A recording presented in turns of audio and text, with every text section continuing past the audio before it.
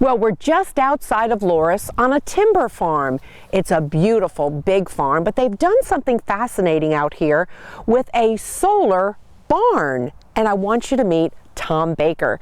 Tom did this barn, and as a matter of fact, you have such knowledge. When I talked with you on the phone, I was like, wow, this is way over my head. Will I be able to do this interview? I'm so glad to have you on the show. Tell me how you first got into this sort of work. Well, I started this work by building technical concrete, and when you build structures out of concrete, then they become more energy efficient by the very nature of having them out of concrete. And then my interest developed more in it because it makes sense to do it in South Carolina. We have a lot of solar energy here, a lot of sun. We have also a lot of dirt that also absorbs the energy. How did the farmer find out about you, Tom? Well, when he went to buy the metal building, the contractor who erected the metal building told him about me, and then he interviewed me, and he said, I would like to make this structure more energy efficient. He actually gave me some opportunities to make it more energy efficient. So he let me put in the types of things that'll make it more energy efficient. So in a metal building, you have certain insulation that comes with it.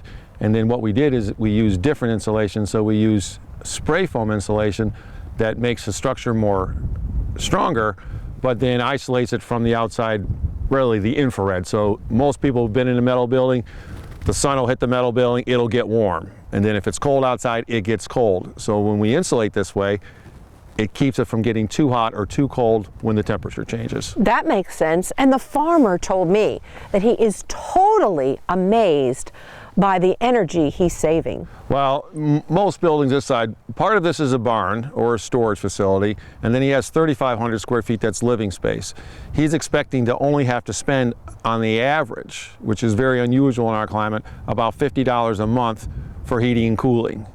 And the reason that we can do that is that we envelope the structure so it doesn't need much energy. And so we always are standing on energy conservation, which is more important than the mechanical system. Tell me about the panels on top of the building. Of course, I know that's all about solar, and I would imagine this is pretty impressive stuff. When he did the solar panels here, he put on a 20 kW system. And when he puts on a 20 kW system, that generates around maybe $150 worth of electricity a month. Most people, if they have a 7,000 square foot house, will spend more than that on the average for their utility bills over the course of the year. Here, because he's only needing $50 on average, but in his shoulder season, he won't use as much electricity. So he'll use more electricity today, but because he let us do other things, so we insulated the house so it doesn't change temperature much at high load, which is either hot or cold. So we capture the heat from the ground, which is called ground source heat pumps. So we're capturing the heat of the ground, and in South Carolina we have a lot of energy stored in the ground. And we have a lot of dirt. I mean, I have to say that. I mean, if anybody thinks, well, where do you have all this energy? Well, it's not very hard to find because 7 foot down we have 70-degree ground temperature. We're at 28 or 38 degrees right now. It's a little chilly out here.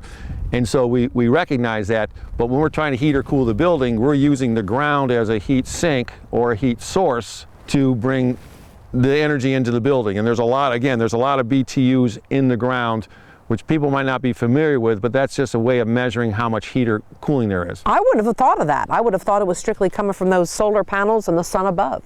Then what you do first after you do energy conservation is that you put small mechanical systems on that don't need much power to run. Then the next step then would be putting on a photovoltaic system on there that can run the panels without using fossil fuels or needing much energy off the grid.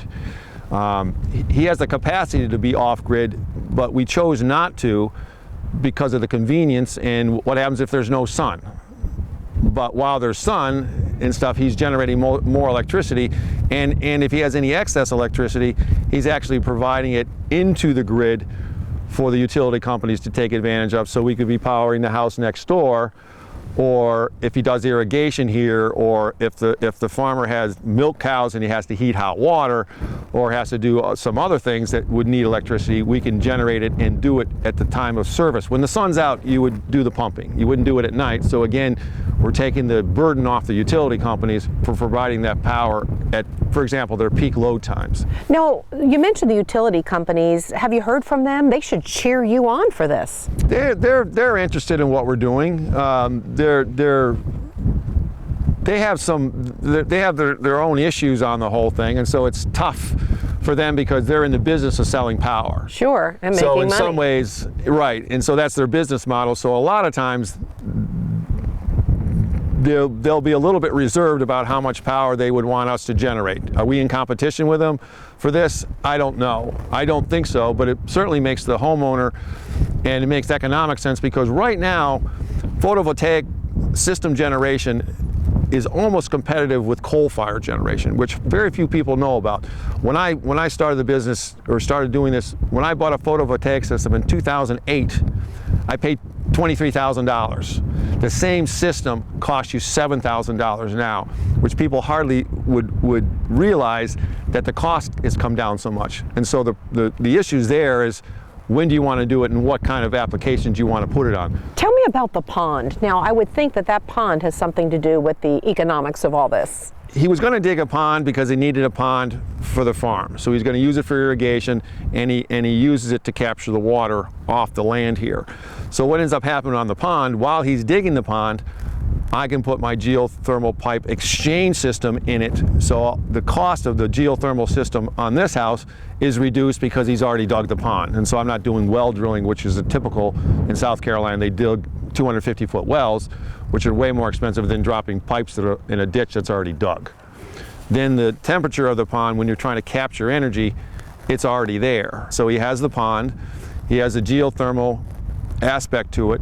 He can pump water. His pumping station here is running off the solar system right now if he needs any electricity. He basically has fish, which is the meat that he could eat, and then he could use it for fertilizer or whatever else he decides to use it for, which again makes it very interesting. And part of what the owner tried to do here is he's experimenting. Only when people experiment and actually try something will we actually know does it work or not. You and I can talk about it, but here's a good example of we did certain things, and then for example we sub-meter. When I say we use $50 worth of electricity to heat or cool, we actually put a sub-meter on so we know how much power we're actually using that much over the course of the year. So when I talk about how much electricity we use, I talk about kilowatt hours. So we're going to use 7,200 kilowatt hours, which gets technical for everybody, but at 10 cents a kilowatt hour, it's $720. You divide it by 12, that's $60. That's Still a deal. It's still a deal, right? Now, what's up next for you? I mean, you've already been successful here on this farm, and with all the farmers out there, you're going to get some phone calls. But I bet a lot of homeowners would like to talk to you about building their new homes and making them more energy efficient. What the possibilities are endless for what someone's ambitions are. So I'm feeling like I don't have to add too many more components. People always ask me, what does it cost? And at the end of the day, it's kind of always about the money, really. Well, sure. Okay, so what homeowners have to realize that you kind of have to have the will to do it.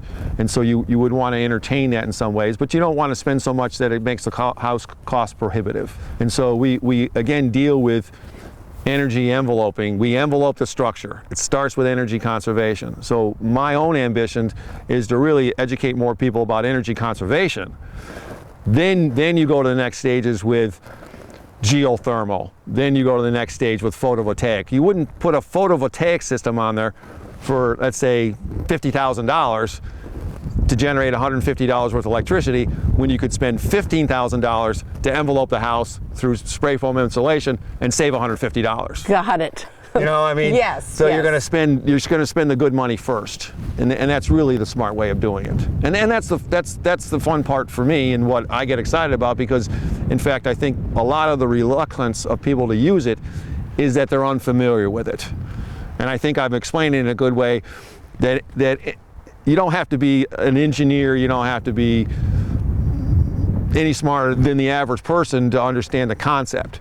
If you're going to make if you're going to save energy and put money in your pocket from saving energy, it starts with conservation. You want to build something that doesn't need much energy, and then you want to use the dirt that stores all this energy. I mean, one of the things that's really cool about the whole thing, and I am technical, is that at this latitude in South Carolina, right where we're sitting right here, for 500 feet, it's 67 degrees, because that's the average temperature over the last 500 years in this climate.